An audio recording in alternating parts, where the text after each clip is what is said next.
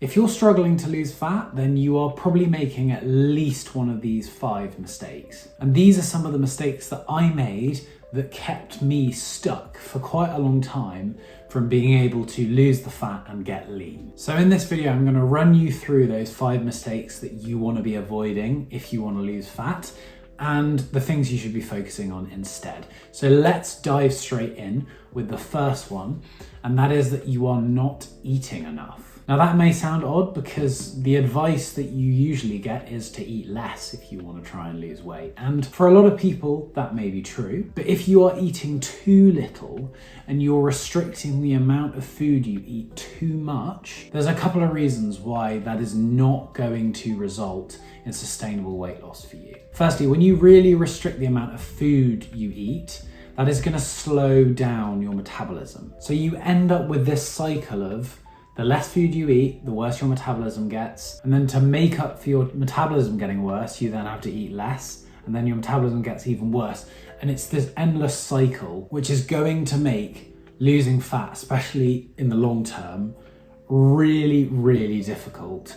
And then the other thing when it comes to eating too little is just the fact that it's not sustainable. Nobody can eat a diet where you're trying to, restrict yourself to 12,000 calories a day for the long term. And the reason why is because it's super unhealthy. And so your body is not gonna let you sustain that. And on top of it affecting your metabolism and it just being unsustainable and miserable, it's also going to mess with your hormones. And this is the thing I really focus with when it comes to fat loss and my clients is you want to work with your body to lose the weight. Because if you treat your body well and you really nourish it, it will lose the fat for you. If you choose to go down the road of trying to starve yourself or restrict yourself, it will feel like an uphill battle and you will be fighting against your body to lose that weight.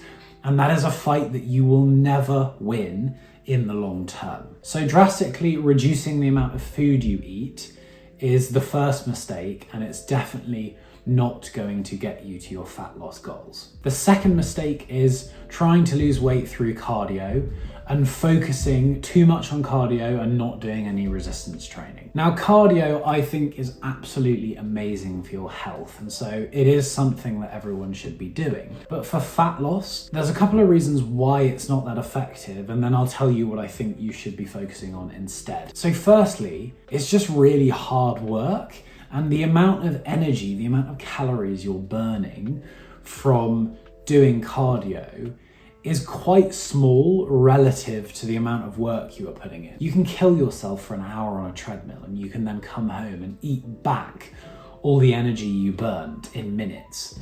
So the effort to energy burn ratio, I just don't think is that great when it comes to cardio. It's much easier to just focus on controlling your nutrition. And plus, more intense forms of cardio do really increase your hunger levels, meaning that you are very likely to just eat back whatever you've burnt off from doing that cardio because it ramps up your hunger levels. So the things I focus on instead is firstly, resistance training. Resistance training is amazing for burning fat for a couple of reasons. Firstly, the more muscle you have, the better your metabolism is. Secondly, your muscles act as a glucose sink.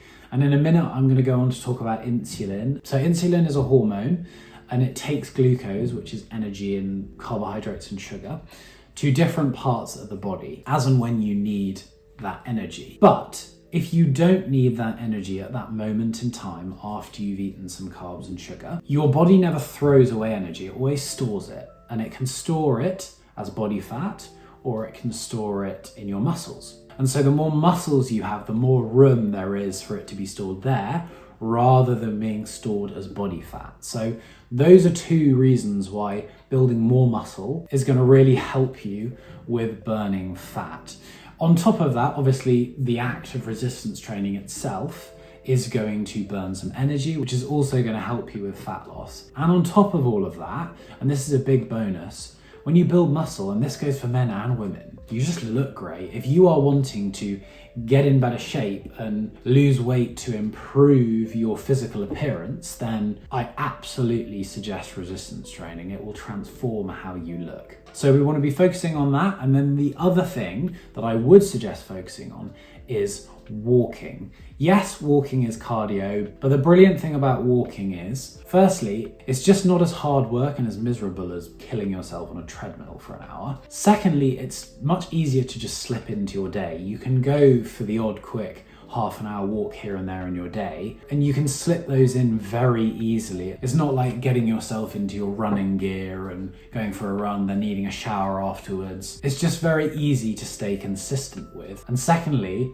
unlike the high intensity cardio, which I talked about ramping up your hunger levels, walking doesn't ramp up your hunger levels, which means that that energy you burn from walking isn't just going to be replaced by the food you eat because your hunger's gone up. So that's mistake number 2, focusing too much on cardio and not enough on resistance training and walking. Then we come on to mistake number 3, and that is controlling your insulin levels. Now, I've already just ran you through a little overview of what insulin is. It's the hormone that is responsible for moving glucose to different parts of the body, and it is also your fat storage hormone because it is the hormone that tells your body to store glucose as fat. And so that alone is a big reason why you want to be controlling your insulin levels, because when your insulin level is high and it's raised, then your body's going into fat storage mode. But on top of that, your insulin also affects your hunger levels and your energy levels. So when you spike your insulin, let's say you eat a bowl of cereal first thing in the morning, you get the spike in insulin, you're into fat storage mode firstly. Secondly, you're going to get a spike in energy levels that is going to be followed by a crash. This is why if you're eating breakfast like cereal or toast in the morning, you'll probably find that by mid-morning you feel exhausted. And on top of that, when that energy crash comes, it's also going to come with an increase in hunger levels and more cravings. So you have your high carb, high sugar breakfast, and then by mid-morning, you're feeling tired and you're feeling really hungry again. That is a pretty terrible combo if you are someone who is wanting to control their diet and lose fat. So controlling your insulin levels is so important because, as I said, it affects whether your body is in fat storage mode, it affects your hunger levels, and it affects your energy levels. Now, how do you control your insulin? Well, obviously, if carbs and sugar are the things that trigger an insulin spike, then you probably want to be reducing how much carbs and sugar you're eating, especially the ultra processed carbohydrates and sugar. And then you want to be making sure that you are eating plenty of protein and healthy fats. The amount of protein you should be eating is 0.8 times your target body weight in pounds. That will tell you how many grams of protein you want to be eating each day.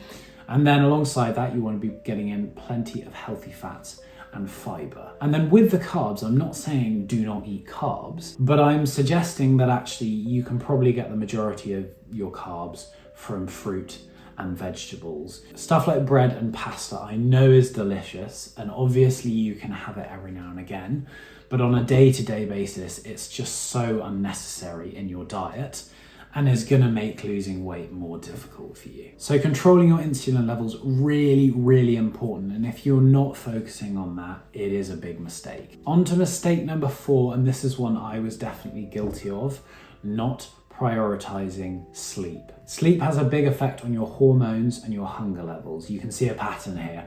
Hunger levels is a massive thing when it comes to fat loss. If you can learn to control those, fat loss becomes easy. So when you're not getting enough sleep, hormones like ghrelin, which is a hunger hormone, is going to be higher, so you're going to be more hungry. Also, cortisol is going to be higher, which is a stress hormone. And cortisol is firstly going to increase your cravings and your hunger levels, but it also results in your body being more prone to storing fat, especially belly fat. So keeping cortisol low by getting in enough sleep and trying to manage your stress levels is going to be really important in the fat loss journey. So with sleep, you want to be getting minimum 7 hours a night, ideally 8 or 9. If you're getting less than 7, it will be negatively affecting your ability to lose fat. And a few tips for helping you get more sleep and get better quality sleep. Firstly, you want to be switching off your screen, ideally an hour before you go to sleep. So put away your phone, switch off the TV, and you can read or write in a journal or just chat with your partner or something like that but try not to look at a screen right before you're trying to go to sleep. The next thing is first thing in the morning, or as soon as you can in the morning, getting outside into some natural light is going to really help your circadian rhythm. It's going to help your energy levels, and it's going to help your sleep quality.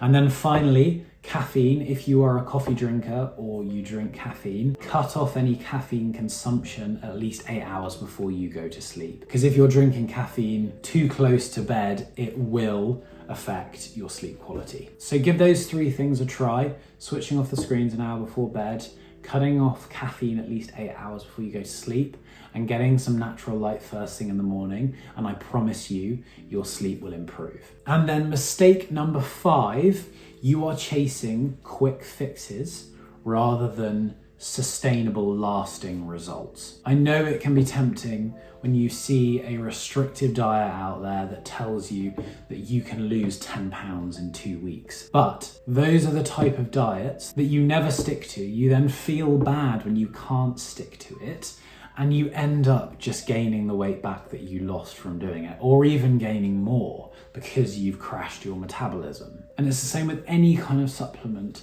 Please do not make the mistake of buying any kind of weight loss or fat loss supplement. They do not work. Okay, I know Ozempic is there and that has been proven to work, but I'd also be very wary of that because there are some things coming out that suggest that there could be some health issues with it. And another big issue with Ozempic is the amount of muscle mass that people are losing relative to fat mass when they use Ozempic to lose weight. And as we've talked about, muscle is really important for so many reasons. So no, there is no magic pill for fat loss. Anyone who tells you that there is either lying to you, or they're trying to give you something that is probably going to be bad for your body in the long run. And so how you're going to avoid making this mistake of going for the quick fix is implementing sustainable habits into your life.